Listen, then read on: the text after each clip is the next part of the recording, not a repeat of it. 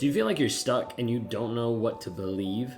You're in a relationship with another person, you don't really know what is true. You're not really sure what is happening even in the relationship. Sometimes you might think this is a loving relationship, this is connected, like he keeps saying that he loves me. It's been something that we've developed over time, we were soulmates, we kept growing together, but it doesn't actually feel that way. Today I want to talk to you about this aspect called cognitive dissonance. And we see this a lot in narcissistic and abusive relationships. Part of the reasons why I come to you and talk to you about this stuff is because I am a narcissist. I'm a self-aware narcissist on this channel to provide awareness, growth, healing, change, and development. Trying to help educate people of what narcissism is and what it looks like in real life. So many times people have a education or a knowledge of it, but they don't actually see it in real life. They don't see it in person to understand what it actually is. And as a result, we started to build Raw Motivations, the created the Narc app, and also your guide in the Escape Toxicity Challenge to start breaking free of, are you a narcissist? Are you dealing with a narcissist? Are you dealing with reactive abuse? Like, what is actually going on in that confusing aspect of cognitive dissonance to help get you free? So go to escapetoxicity.com today. Just check that out there. If you're new here, please subscribe, hit like, hit subscribe, hit the notifications. You can get notified when we drop new videos. When we're talking about this aspect of cognitive dissonance, it is a very confusing idea, topic, and thought that's happening because it's meant to leave you confused and stuck in this awkward limbo land. Like, it feels like you end up feeling crazy. And you feel this piece of anxiety and stress and walking on eggshells rise up more and more and more in your relationship, but you're like, I thought we were in love. And this cognitive dissonance is this aspect of having this mental discomfort of holding two conflicting values and beliefs. And this idea of holding like two opposing thoughts of, what do I actually believe? Do I believe this version or do I believe this version? Because when you're with a narcissist, they're normally trying to give you a skewed version of reality. They do that by the gaslighting, the love bombing, and the future faking, where they try to distort your reality so you believe something that's completely different. So when you're in a narcissistic relationship and you're stuck in this awkward limbo land of cognitive dissonance, you're not sure, what do you actually believe?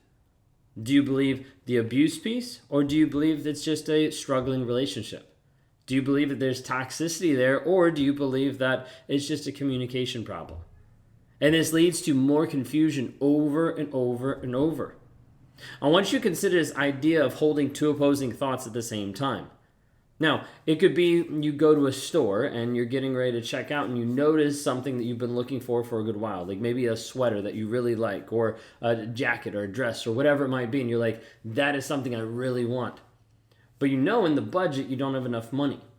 You'll have enough money in like a month and you're like, maybe I can just float it. Maybe I can make it work. And you're stuck in that moment with a small like limbo land of like, do I buy it now? Do I wait a month and have the money and then it's not there? Like, what do I actually do? That's a tiny example of what cognitive dissonance is, but we magnify it 1,000,000 times when you're with a toxic person. Because when you're with a toxic person, those two opposing thoughts are a little bit more detrimental to you than just getting an item on a rack. Instead, these are things that are actually promoting this level of anxiety and stress that keeps you completely confused. And you're stuck with the two opposing thoughts of, do I believe this or do I believe that?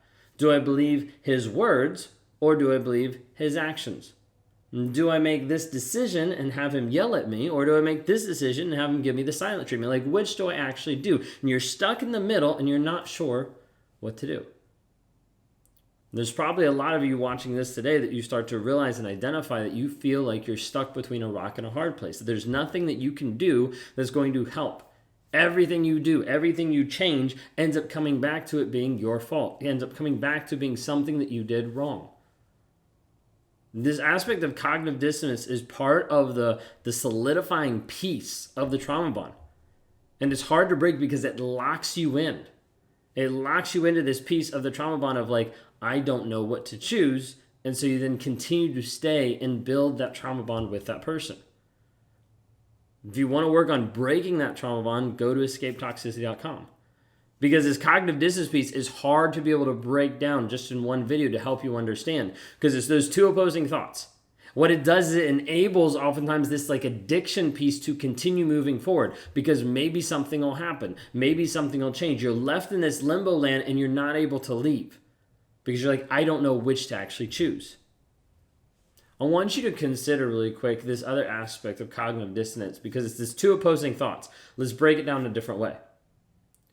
Now, as a narcissist looks at you, he says, I love you, and then slaps you in the face. Then I love you, and then slaps you in the face. Then I love you, and then slaps you in the face. Then I love you, and slaps you in the face. And this is happening over and over and over, mentally, emotionally, even physically in the relationship. And you're like, yeah, that is two opposing thoughts, completely two different things. However, when we're talking about a romantic and an abusive relationship and how this plays out, where one person says, I love you, but then their actions demonstrate the exact opposite by slapping you in the face, it starts to paint a picture and it starts to tell you three different things. The first thing it starts to tell you is that this, what is being demonstrated in this moment, is actually love.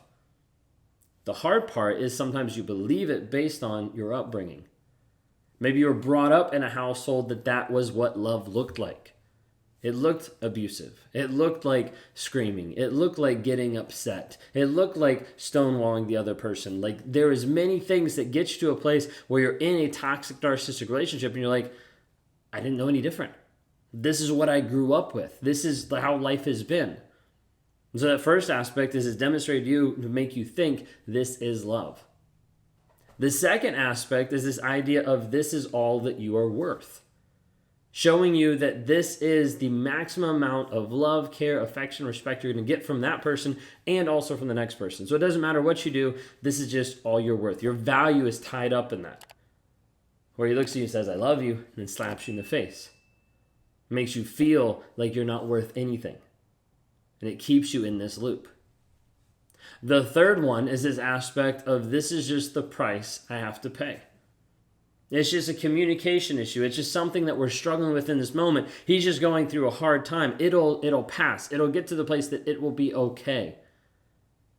And you normally keep going through life thinking you're just going on this toll road and you're having to pay these tolls time and time and time again, but the destination will eventually be there. And so you keep holding on thinking, hey, this abusive nature will eventually pass. Once we get married, once we have a kid, once the kids are graduated, like all this stuff happens, and you get to the place thinking like maybe it'll get better, and it never does.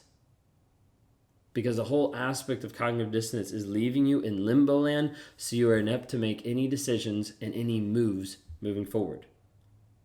So you start to think of those two opposing thoughts. Either this is love, this is all that you're worth, or this is the price that you have to pay in order to get love, in order to achieve that, in order to finally get to that place. You see, cognitive dissonance leaves you paralyzed. It leaves you paralyzed in fear of not knowing what to do. And this is the piece that we talk about with fog, the fear, the obligation, the guilt that leaves you stuck with a narcissist. For those of you today, like watching this, you might be at the place where you're just like, I don't know what to believe. That's what we try to walk people through on a daily basis, helping them find clarity in their life because you don't know what to believe. You don't know what's true. You don't know if you're the toxic person. You don't know if you're the one that's actually causing him to cheat, that's causing him to be abusive. Like those different thoughts are playing through your head based on the stories you tell yourself. From your parents, from your upbringing, from your religion, to your previous partners, all those things are making up different aspects of your life that you're left in a place thinking, I don't know what to do. And that's what we find a lot of times when people are struggling with this piece of cognitive dissonance that leaves them locked into a toxic and a narcissistic relationship. They feel lost, they feel confused, and they feel stuck. Sometimes you're at the place where you feel guilty for the thought of leaving, or even like being at the place of saying like, I don't think I can leave. I think I have to stay. I'm obligated to stay for the kids, or I'm obligated to stay because he says he's finally changing for the 30th time. Like, I think I need to stick around. And you're left in that limbo just going through the motions because you're not able to view the truth. And you're lost in the fog of the person's words. You're lost in the fog of what they're showing you, but then what is actually happening behind closed doors is completely different.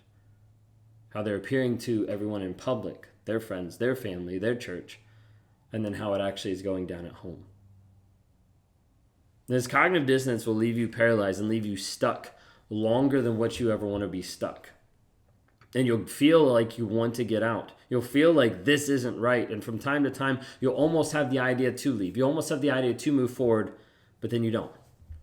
Because of the fear, because of the obligation, because of the guilt, because of those aspects that this is love, this is all that you're worth, and this is the price that you have to pay. You'll continue to sell yourself a different story, a different version of reality to cope and to make it through.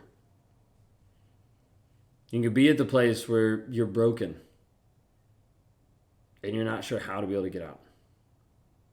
We've been working for a while now to define a process to get you free, to have you get to the place that you have a clarity in your mind that no one else can be able to step upon or be able to shove down.